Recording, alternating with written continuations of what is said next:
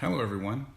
I'm doing the first of these weekly joint memorial services where it kind of reflects our Shotsuki service, but more so just for people who are unable to have the personal memorial services for their loved ones, for their family, and because we're unable to come together to have service in the traditional sense, I'm trying to do something for everyone in a way that perhaps could help that obviously doesn't give the most personal or meaningful way to help through the grieving process, but it is something that would help maybe in some small way. So I got this idea from the Rinban in Seattle, Reverend Kusunoki, and they have a great explanation for the personal or the memorial services on their website that maybe I'll link up to later. But for now, I'll be trying to do these services every week. And there will be a form which everyone can fill out to put the name of their loved one to be read during the service. So I'll go ahead and get started. We'll begin with the sutra chanting of Sanbutsuge, followed by the reading of the names, and then a short Dharma talk, and then the letter on white ashes. So we'll begin with the chanting of Sanbutsuge. Namman dabs, namman dabs, namman dabs, namman dabs.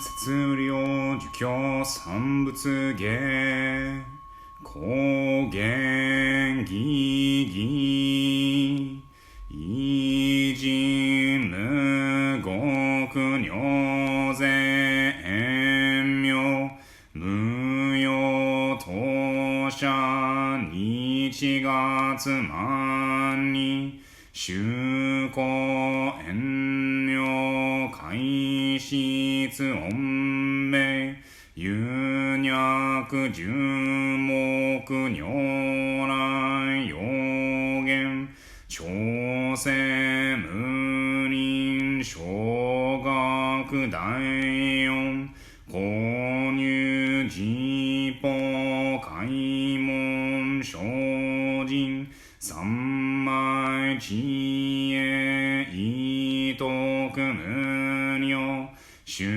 正慶右神大前年小仏崩壊愚人人の空語外体無明欲ぬ世尊用無人の死死人徳無量空君広大知恵人妙光明異相人道大仙願が差仏在所法華道生じ未不下脱不正上位解任精進行税三昧知恵異常合成特物無行志願二歳空空異差大安慶死有物百千億万無量大小修行五弱用一切死と小仏無量愚道検証不逆非量五若小仏世界無不可見無種説の光明師匠遠視小国尿税精進偉人難量量が差物国の第一五種奇妙道場超絶国尿内音二無闘争がと愛民道達一切自法来所心熱症状意図学校経絡安穏好物神妙是が心象発願能意力所所欲自法生存知恵無下上量子孫知が信行軽量心思食毒中学業精進人順不敬南蛮ダム南蛮ダム南蛮ダム南蛮ダム南蛮ダム南蛮ダム願にしくどく平等正祭道も大心往生安楽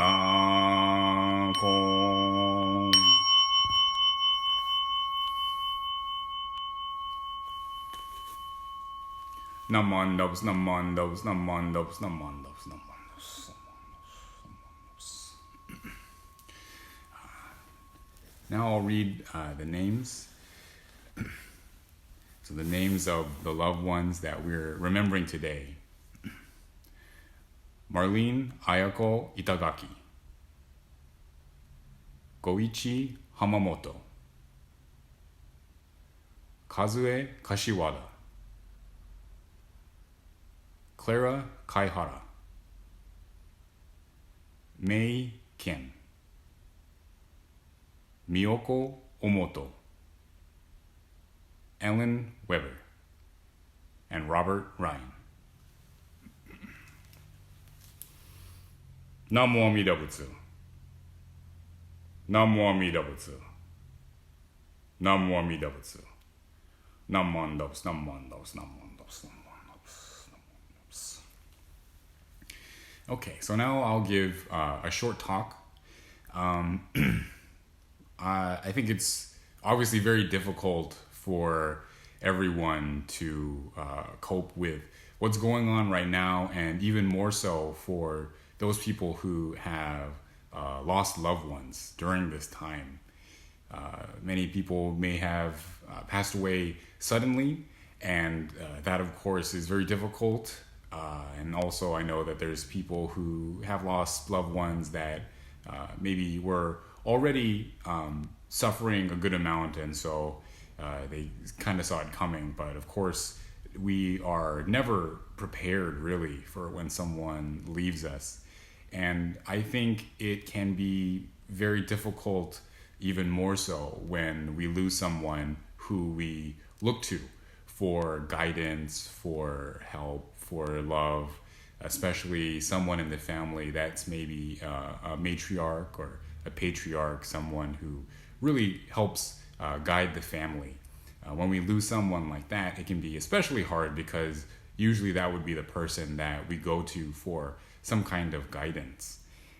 And thinking about this, I was wondering, because we lose this person who we often go to that will help us in life, what kind of advice or what kind of guidance would they give us even after they've passed away? And so I was thinking about it and the kind of maybe services they would want or what they would say to their loved ones who are left behind.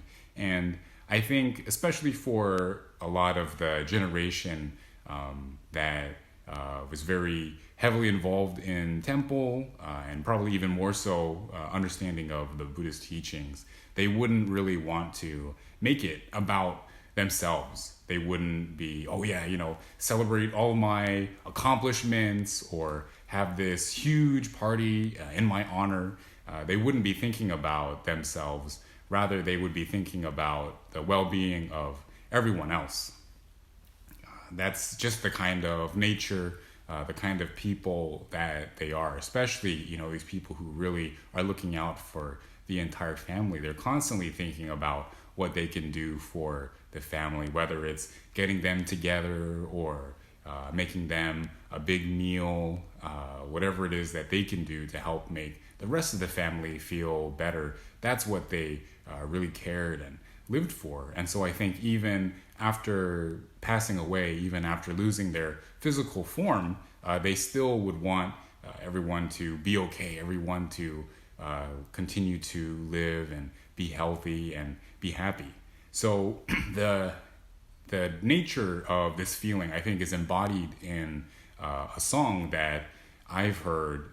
It's called Sen no Kaze ni Natte in Japanese. So it's this Japanese song, and it's actually the Japanese translation of this poem that was written in 1932 by Mary Elizabeth Fry.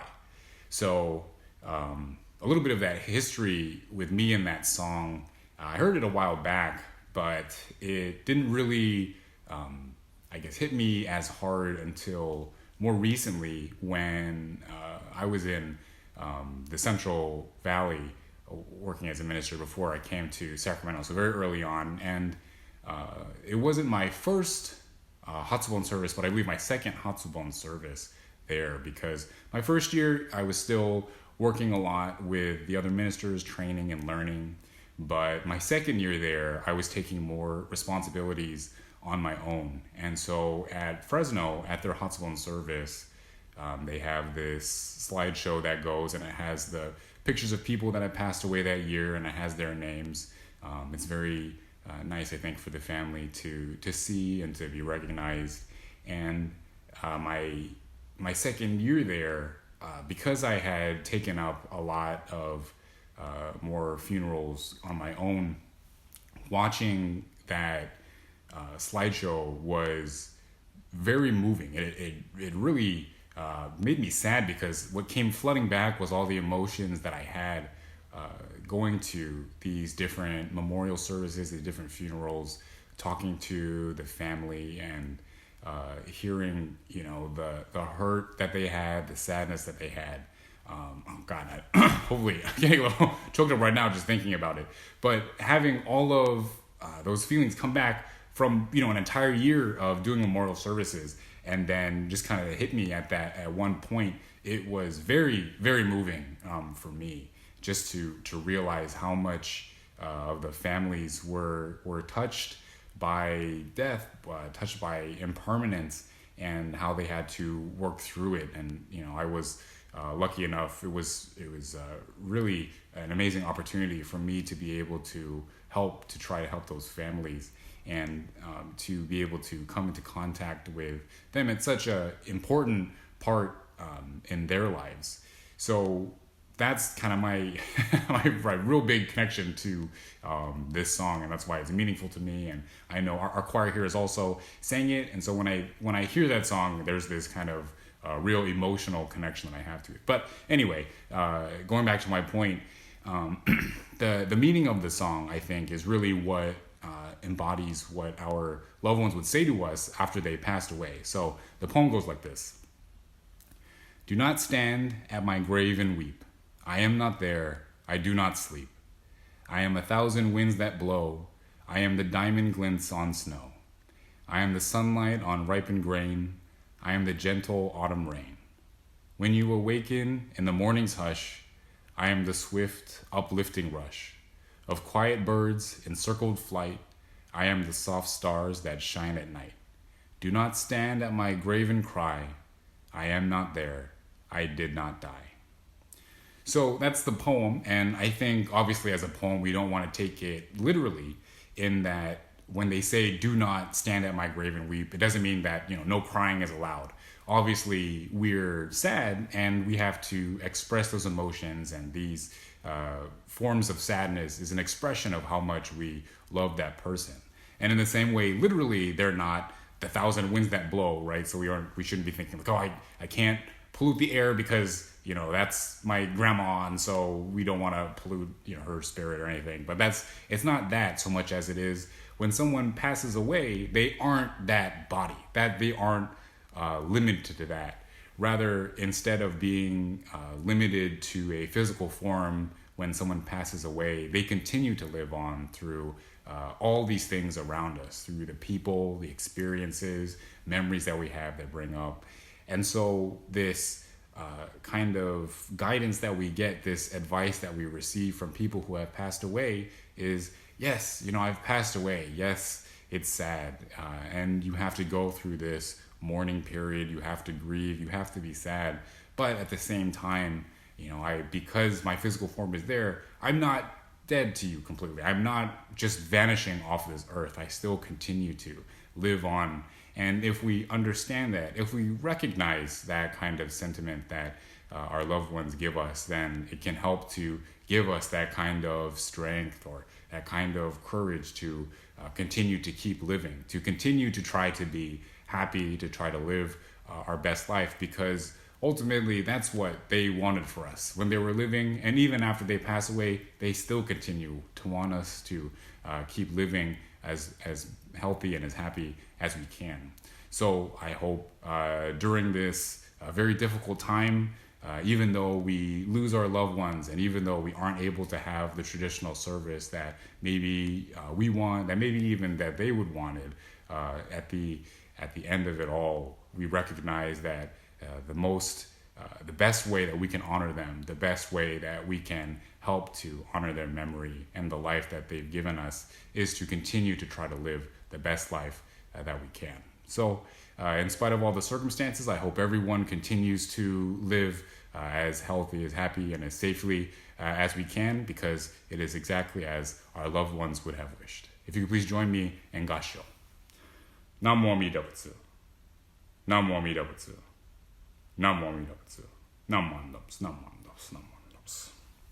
Okay, now I'll read the letter on White Ashes, which was, of course, written by Renyo Shonin, the 8th head abbot of our school of Jodo Shinshu, and it was written hundreds of years ago in response to someone who had just recently lost a loved one. In silently contemplating the transient nature of human existence, nothing is more fragile and fleeting in this world than the life of man. Thus, we have not heard of human life lasting for 1,000 years. Life swiftly passes, and few among men can maintain their form for even 100 years. Whether I go before others or others go before me, whether it be today or tomorrow, who is to know? Those who leave before us are as countless as the drops of dew. Though in the morning we may have radiant health, in the evening we may return to white ashes. When the winds of impermanence blow, our eyes are closed forever, and when the last breath leaves us, our face loses its color. Though loved ones may gather and lament, everything is to no avail. The body is then sent into an open field and vanishes from this world with the smoke of cremation, leaving only the white ashes. Nothing is more real than this truth of life. The fragile nature of human existence underlies both the young and the old. Therefore we must, one and all, turn to the teachings of the Buddha Dharma, and awaken to the essence of life. By so understanding the meaning of death, we come to appreciate the meaning of this life, which is to be treasured because it is unrepeatable. By virtue of true compassion, let us realize the unexcelled value of this existence, and let us live together with gratitude in our hearts. If you could join me again in Gassho. Namo Amida Butsu. Namo Amida Butsu. Namo Amida Butsu. Namo Amida Butsu. Namo Amida Butsu. Namo Amida Butsu. That will conclude the service for today. Thank you again, everyone, for watching, and we'll see you tomorrow at 9:30 a.m. for Sunday service.